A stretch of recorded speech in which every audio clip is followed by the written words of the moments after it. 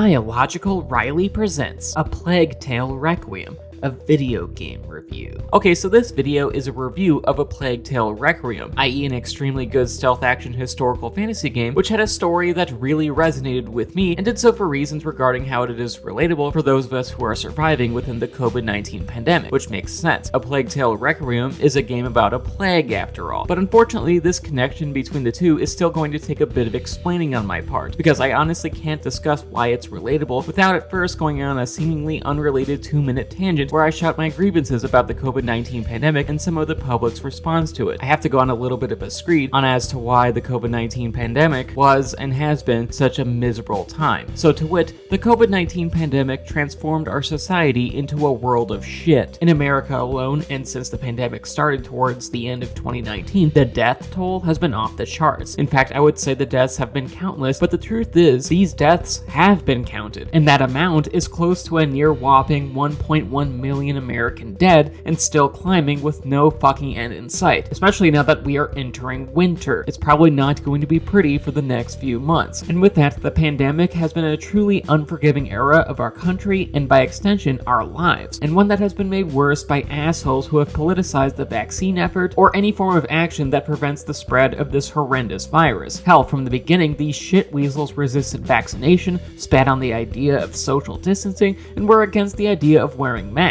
All things of which can help prevent the spread of this deadly disease. All actions and precautions that could have nipped this pandemic in the bud, especially vaccines, because people getting vaccinated means less people getting sick, all while decreasing the likelihood of new variants that could circumvent the vaccine. But unfortunately, many Americans opted out of getting the vaccine due to reasons stemming from misinformation, as well as purveying the option to forgo a vaccine as a form of freedom. A freedom to get sick and die. A freedom of fucking over the immunocompromised and people with disabilities, which to be fair is a time-honored American tradition. It's just kind of the norm for this country. And due to this, not enough Americans got vaccinated or treated COVID-19 as the dangerous threat that it is. And now 3 years in, our vaccines can only protect us so much from new variants, and our culture has more or less surrendered to the new normal, that we have to coexist with this virus and continue with our normal lives, pretending that this deadly pandemic does not exist, and purveying anyone who still masks up and takes precautions seriously as joy kills, even though those folks are just taking action to slow down the spread of this virus. Because despite what some folks might say, it is common sense. But in America, sadly, common sense generally does not rule out, and that's true for our treatment of COVID-19 as well. In fact, the culture war surrounding vaccines, masks, and such was a brutal political battle, and one in which ignorance ultimately got the upper hand in this ideological war of attrition. We lost, and now with that,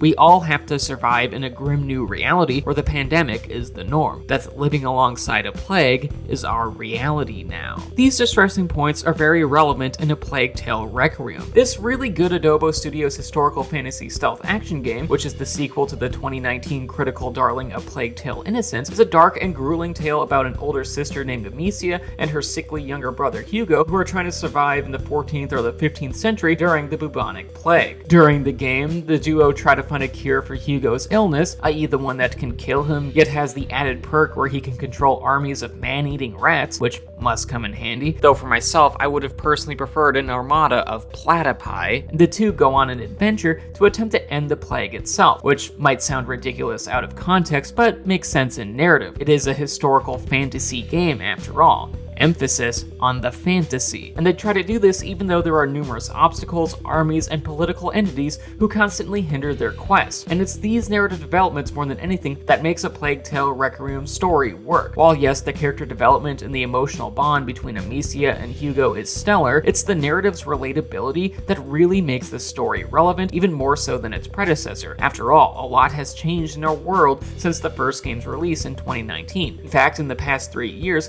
we have all lived in and are still living through our own plague, a grim and dismal time in our lives without even accounting for the hostile political environment that interferes with the best potential outcome for our society's physical health. And this honestly reflects Amicia's and Hugo's story. While their travels take them on a grand adventure of mystery and discovery, they do have some idea as to how to both cure Hugo and stop the plague. They actively embark on some course of action that could protect themselves and the world around them, yet outside forces actively endanger the duo's safety. Outside forces that have their own agenda. In fact, there are people and political adversaries who actively prevent Hugo from receiving the best possible care that he needs, which places him, and by extension the world itself, in grave danger. And due to this, A Plague Tale Requiem parallels reality, because while the game's foes aren't anti-vaxxers or Renaissance QAnon, they are not shoving ivermectin up their ass after all. They do represent a similar threat, a danger with its own agenda that places the health of others in mortal jeopardy, which is something too many of us in reality understand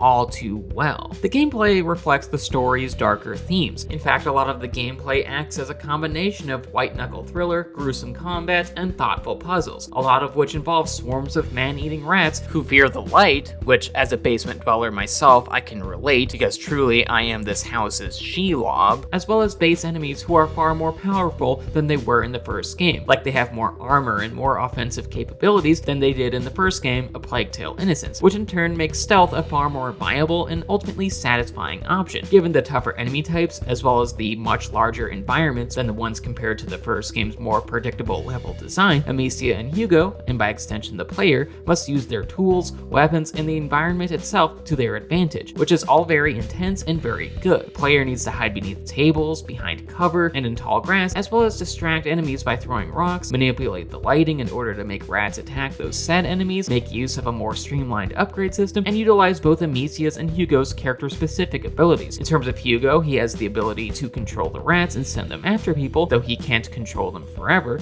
He gets sicker each time he uses his power. And in terms of Amicia, she uses her slingshot and an assortment of gadgets to maneuver around the environment to either stealth mode past enemies or go on a killing spree with her trusty slingshot, which in Amicia's hands is like a fucking weapon of mass destruction. Like when holding a slingshot, Amicia may as well be John Wick. She just wrecks folks. And ultimately, all of this combat makes for a very engaging gameplay experience. The larger level design allows the gameplay to feel less scripted, Hugo's ray of powers add their own nuances to the combat, and the quality of life improvements in the new additions to Amicia's arsenal, one being a crossbow, delivers more variety to both the stealth and the combat. It's all pretty good here. Admittedly, the gameplay has a key fault, especially when compared to the first game. See, in 2019's Plague Tale Innocence, the game was not very forgiving if Amicia was caught trying to stealth her way through the game's environments. In fact, enemies would usually insta-kill Amicia if she got too close, which is immediately a design flaw, because in general, people do not like auto-fail stealth sections. But A Plague Tale Requiem replaces this with something much worse. In the game, Amicia receives one warning before she is killed. For example, if an archer fires an arrow or a spear wielder throws a spear at our protagonist, their first attempt to hit Amicia will miss. And if a melee enemy gets close, they will clobber Amicia on the head and knock her down,